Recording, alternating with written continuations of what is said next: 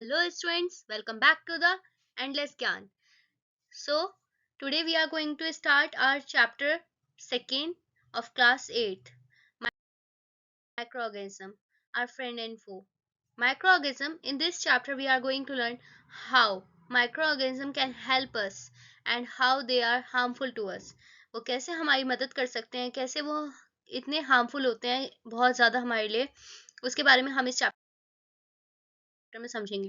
तो basic concepts हैं इसके।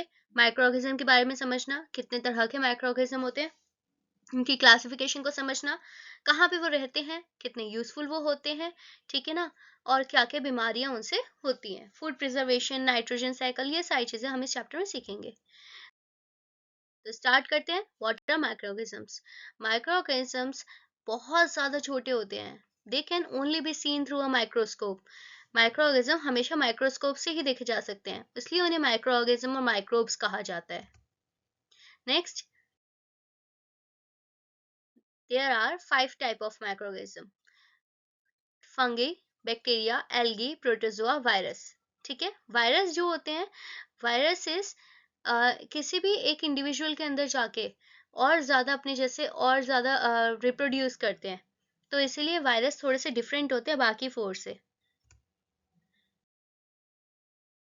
बैक्टीरिया, सिंगुलर फॉर्म में बैक्टीरियम कहते हैं। बैक्टीरिया 3 डिफरेंट शेप्स में पाए जाते हैं: rod shape, spherical shape and spiral shape. Circular, ऐसे भी शेप्स में ये पाए जाते हैं। इनके नेम्स दे रखे हैं आपको नीचे। नेक्स्ट, एल्गी, सिंगुलर में इसको एल्गा कहते हैं।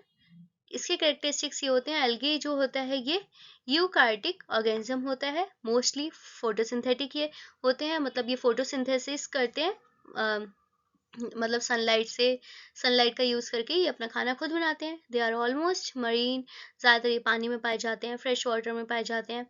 और एल्गी यूनिसेलुलर भी होते हैं, मल्टीसेलुलर भी होते हैं। एल्गी रिप्रोड्यूस करते हैं इधर bye vegetative propagation and asexual और सेक्सुअल मेथड्स, बोथ मेथड से ये रिप्रोड्यूस करते हैं। नेक्स्ट इज प्रोटोजोआ, सिंगुलर में इसको प्रोटोजोआन कहते हैं। कैरेक्टरिस्टिक्स के होते हैं, ये यूनिसेलुलर होता है, सिंगल सेल होता है इसके अंदर, ठीक है। इसके एनिमल्स के जैसे कैरेक्टर होते हैं, कैरेक्टरिस्टिक्स होता है। और ये यूकार्टिक मैक्रोरिज्म है, ये मूव कर सकते हैं एक जगह से दूसरी जगह, ठीक है। और ये फ्रेश वाटर में भी रह सकते हैं, ये सॉल्टी वाटर में भी रह सकते हैं। और अदर देन ये सॉइल के अलावा भी काफ़ी जगह पे रह सकते हैं। फंगी, फंगी को फंगस बोलते हैं सिंगुलर फॉर्म में। इसके कैरेक्टरिस्टिक्स होते हैं, fungi are plant like organism that do not contain chlorophyll. ये ऐसे प्लांट्स होते हैं जिनके अंदर क्लोरोफिल नहीं होता है। और they may be unicellular, multicellular. They grow best in the dark and warm and moist places.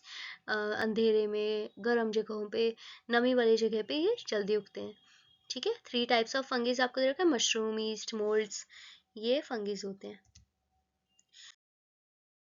Viruses, viruses के बारे में बात करते हैं। इसको वायरस बोलते हैं सिंगुलर फॉर्म में।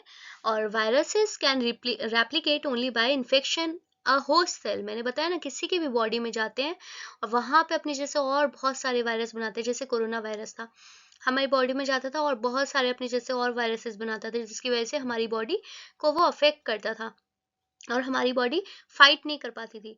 They can not reproduce on their own, ये खुद से नहीं रिप्रोड्यूस होते, ये दूसरे की बॉडी में, होस्ट की बॉडी में जाके और तब अपने जैसे और बना सकते हैं। They infect a wide variety of organism, बहुत सारे ऑर्गेनिजम्स को इन्फेक्ट करते हैं ये। स्मॉल पॉक्स के वायरस होते हैं, हेपेटाइटिस सी वायरस होता है, कोरोना वायरस था, और ये इन्फ्लुएंजा वायरस है, बर्ड फ्लू वायरस है, बहुत सारे तरह के वायरस होते हैं। नेक्स्ट, कितने यूजफुल होते हैं और कितने हार्मफुल होते हैं? इनके यूजफुलनेस, खाने में काम आता है, जैसे ईस्ट है, ईस्ट का यूज होता है भटूरा बनाने के लिए, है ना। बेवरेज इंडस्ट्रीज में काम आते हैं ये, और अल्कोहल वगैरह बनाने में काम आते हैं। In making medicine and vaccinations बनाने में काम आते हैं, एग्रीकल्चर में काम आता है, एनवायरनमेंट को क्लीन करने में काम आता है, बहुत सारी जगह यूजफुल होते हैं। और हार्मफुल कहाँ होते हैं viruses?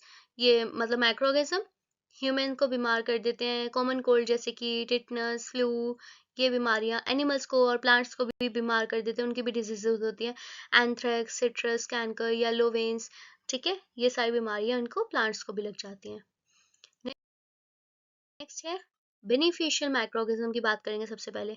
Mushroom, fungi like mushroom, benefit रहता है, रिच इन प्रोटीन सोर्स और एडिबल होता है, खा सकते हैं। ईस्ट यूज़ किया जाता है फूड मेकिंग में, ब्रेड्स बनाने में, केक बनाने में और डोज वगैरह बनाने में, जैसे कि भटूरे का डो होता है ना। East is also use in making alcohol, alcohol बनाने में, बेवरेजेस में काम आता है, वाइन ये सब बनाने में भी, कॉमर्शियल यूज़ में भी काम आता है, फर्मेंटेशन करने में काम आता है। जैसे शुगर से अल्कोहल बनाते हैं तो उसको फर्मेंट करने में काम आता है ये। फ्रूट जूस में काम आता है, वीट राइस इन सब में भी काम आता है ईस्ट। और लुइस पास्चर ने डिस्कवर किया था फर्मेंटेशन 1857 में। अभी आगे अच्छे से समझेंगे। लैक्टोबैसिलस नाम का एक बैक्टीरिया होता है जो मिल्क को कर्ड बनाने में काम आता है। एग्रीकल्चर में कैसे काम आते हैं ये बैक्टीरियाज? राइजोबियम नाम का एक बैक्टीरिया होता है जो, और एक ब्लू ग्रीन एल्गी होता है जो यूजफुल रहता है, जो रूट्स के नोड्यूल्स में प्लांट्स में जाता है और फिर वो ग्राम और पीस जैसे प्लांट्स की रूट्स में होता है। लेग्यूमिनस प्लांट्स बोलते हैं इनको हम। इनकी प्लांट्स की रूट्स में ये पाया जाता है और ये कन्वर्ट करता है नाइट्रोजन को, जो एटमॉस्फेयर की नाइट्रोजन होता है उसको कन्वर्ट करता है, जिसकी वजह से हमारे ये जो प्लांट्स होते हैं उनको नाइट्रोजन मिल पाती है। नाइट्रोजन फिक्सेशन करता है उन प्लांट्स के अंदर, ये बायोलॉजिकल नाइट्रोजन फिक्सर बोलते हैं इनको। फिर आता है फर्मेंटेशन। फर्मेंटेशन जो होता है अल्कोहल बनाने के काम आता है। चीनी से जब अल्कोहल, शुगर से अल्कोहल बनाया जाता है, कन्वर्ट किया जाता है। This is the process of conversion of sugar into alcohol, this is known as fermentation.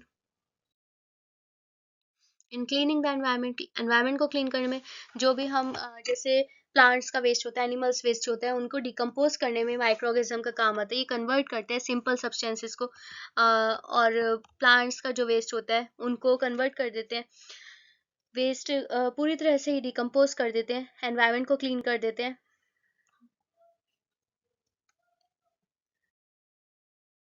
In making medicine and vaccine बनाने में भी काम आते हैं। Then a disease carrying microorganism enter our body, मतलब जब कोई एक डिजीज कैरिंग माइक्रोऑर्गेनिज्म हमारी बॉडी में एंटर करती है तो हमारी बॉडी उससे फाइट करती है, एंटीबॉडीज जनरेट करती है।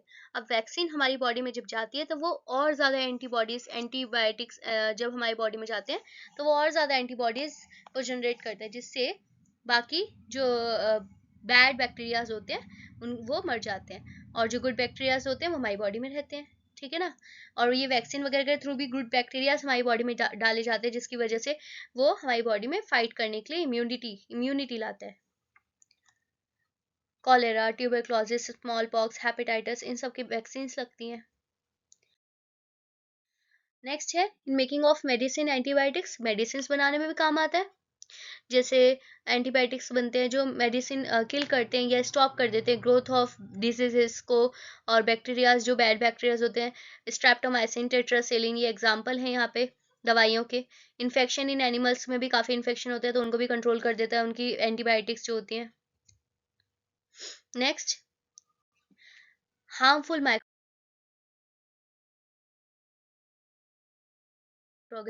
माइक्रोऑर्गेज्म हमारे लिए हार्मफुल कैसे होते हैं? अभी तक हमने यूजफुल माइक्रोऑर्गेज्म पढ़े, अब है हार्मफुल माइक्रोऑर्गेज्म। हार्मफुल माइक्रोऑर्गेज्म में आते हैं जैसे ह्यूमन बीइंग और प्लांट्स को जो बीमार कर देते हैं, जो डिजीजेस फैलाते हैं, हमारे तक लाते हैं, पैथोजीन्स होते हैं। इस तरह के माइक्रोऑर्गेज्म को, जो डिजीज कॉजिंग माइक्रोऑर्गेज्म होते हैं, उनको पैथोजीन्स कहते हैं। और पैथोजीन्स एंटर करते हैं हमारी बॉडी में थ्रू एयर, वाटर और फूड वी ईट, जो भी हम खाना खाते हैं उनकी वजह से। इन्फेक्टेड पर्सन जो होता है, अगर वो किसी एक हेल्दी पर्सन के कांटेक्ट में आ जाता है तो वो उसको भी बीमार कर देता है इन माइक्रोऑर्गेनिज्म की वजह से।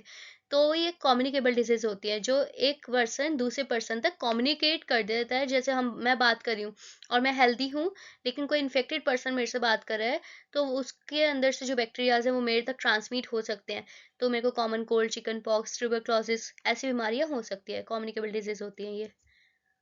Next, some common human disease caused by microorganism. कुछ और डिजीजेस दे रखी है, tuberculosis, measles, chicken pox, polio, cholera, typhoid, hepatitis B, malaria. तो ये किस किस वजह से होती हैं, क्या कारण है? मोड ऑफ ट्रांसमिशन, कैसे फैलती हैं? हवा की मदद से, पानी की मदद से। ठीक है। और इनसे हम कैसे प्रिजर्व, मतलब बच सकते हैं, हम कोशिश कर सकते हैं वैक्सीनेशन वगैरह लेके, और साफ पानी पी के, बॉईल करके पानी को पीना चाहिए। नेक्स्ट, एनिमल्स में भी बीमारियां होती हैं, जैसे एंथ्रेक्स होता है, फूड एंड माउथ डिजीज होती है, फुट एंड माउथ डिजीज होती हैं, कैटल्स को होती हैं। तो ये सारी बीमारियां भी जो पशुओं को होती है, जो जानवरों को होती हैं, वो बैक्टीरियाज की वजह से होती हैं। प्लांट्स को भी बीमारियां लगती हैं, डिजीजेस होती हैं, जैसे wheat, rice, potato, sugar cane, orange, apple, बहुत सारे इन सबको भी बीमारियां लगती हैं। तो जिससे ये जो माइक्रो ऑर्गेनिजम्स होते हैं, जैसे सिट्रस कैंकर है, ये प्लांट डिजीज होती है। रस्ट ऑफ वीट वीट है, येलो वेन्स, भिंडी को होती है ये बीमारी। माइक्रो ऑर्गेनिज्म किन की वजह से, वायरस, फंगी, बैक्टीरिया और एयर, सीड्स, इंसेक्ट्स की वजह से ये फैलती है। फूड पॉइजनिंग, अब ये जो बैक्टीरिया होते हैं, अगर हमारा फूड ओपन में ऐसे खुला रहता है तो उसके ऊपर बैक्टीरिया आके लग जाते हैं, जिसकी वजह से वो बहुत जल्दी फूड पॉइजनस हो जाता है। जिसकी वजह से अगर हम वो बैड फूड खा लेते हैं, पॉइजनस फूड खा लेते हैं, हमें फूड पॉइजनिंग हो जाती है, केमिकल रिएक्शन होता है ना। तो माइक्रो ऑर्गेनिजम्स ग्रो करते हैं समटाइम टॉक्सिक सब्सटेंसेस, जिसकी वजह से सीरियस इलनेस हो जाती है, इवन डेथ भी हो जाती है फूड पॉइजन की वजह से। फूड को कैसे प्रिजर्व करें, कैसे बचाएं? पहली चीज़, फूड को हमें प्रिजर्व करने के लिए हमें प्रिजर्वेटिव्स डालने पड़ेंगे। उसके अंदर केमिकल मेथड्स होते हैं, कुछ सॉल्ट, शुगर, ऑयल, विनेगर। आपने अचार देखा होगा, अचार में कितना तेल होता है, कितना विनेगर डालते हैं। रीज़न ये है, उसमें पानी नहीं डाल सकते। पानी डालते तो माइक्रो ऑर्गेनिजम्स जल्दी से आते हैं उसमें। तो जब ऑयल डालते हैं, ऑयल एक फूड प्रिजर्वेटिव होता है, जिससे केमिकल मेथड ये होता है फूड प्रिजर्वेटिव। ऑयल डालते हैं तो माइक्रोऑर्गेनिजम्स थोड़ा सा दूर रहते हैं। Heat and cold treatment, pasteurisation, जो मिल्क का हीट एंड कोल्ड ट्रीटमेंट हम करते हैं कि पहले हम दूध लाते हैं बाजार से, ठंडा होता है, गर्म करते हैं, उसको उबालते हैं, फिर उसके बाद फ्रिज में रखते हैं, फिर जब हम पीते हैं तो गर्म पीते हैं। तो ये हीट एंड कोल्ड ट्रीटमेंट होता है। नेक्स्ट, स्टोरेज उसको अच्छे से करना, एयर टाइट कंटेनर में पैक करके रखना, ये फूड प्रिजर्वेशन होता है। पास्चराइजेशन, ये लुइस पास्चर ने दिया था पास्चराइजेशन, जिसमें मिल्क जैसे हम लोग कंज्यूम करते हैं, बिना बॉईल करे कंज्यूम नहीं करना चाहिए। उसके अंदर हार्मफुल माइक्रोब्स भी होते हैं। मिल्क को हीट करना चाहिए about 70 degree Celsius for 15 to 30 seconds, and then suddenly उसको ठंडा करना चाहिए एंड स्टोर करना चाहिए। ये प्रोसेस जो होता है ना, इसको हम बोलते हैं pasteurisation. Nitrogen fixation, nitrogen fixation जो होता है, ये राइजोबियम एक बैक्टीरिया होता है जो फिक्सेशन करता है लेगुमिनस प्लांट्स के अंदर नाइट्रोजन गैस को, जैसे बीन्स होते हैं, पीज होते हैं, उनके अंदर ये फिक्स करता है नाइट्रोजन को। हमारे एटमॉस्फेयर में 78% नाइट्रोजन गैस है। तो वो नाइट्रोजन गैस डायरेक्टली प्लांट्स नहीं ले सकते, जिसकी वजह से जो प्लांट्स गैस ले पाते हैं नाइट्रोजन, वो रूट्स की वजह से ले पाते हैं। तो रूट्स के अंदर ये बैक्टीरिया, ये होते हैं बैक्टीरियाज, राइजोबियम, और वो मदद करता है पूरा नाइट्रोजन को फिक्सेशन करने में प्लांट के अंदर। ये आपकी साइकिल है पूरी, नाइट्रोजन फिक्सेशन की बहुत इंपॉर्टेंट है, आपको ये लर्न करनी है साइकिल। नेक्स्ट है, ये हमने जो जो सीखा इस चैप्टर में, माइंड मैप, कि हमने वायरस, बैक्टीरिया, फंगी, प्रोटोजोआ कैसे कहाँ रहते हैं, ये सब कुछ हमने सीखा। हमें कैसे हम प्रिजर्व कर सकते हैं, खुद को बचा सकते हैं हार्मफुल ऑर्गेनिज्म से। यूजफुल भी होते हैं ये ऑर्गेनिज्म हमारे लिए, काफ़ी माइक्रो ऑर्गेनिजम्स। थैंक यू, ये चैप्टर यहीं पे ख़त्म होता है। आगे हम और भी बहुत सारे चैप्टर्स अभी कवर करेंगे, तो आप सब्सक्राइब कर लो और बेल आइकन को क्लिक कर लो, ताकि आपके पास सबसे पहले नोटिफिकेशन आ जाए। Bye bye.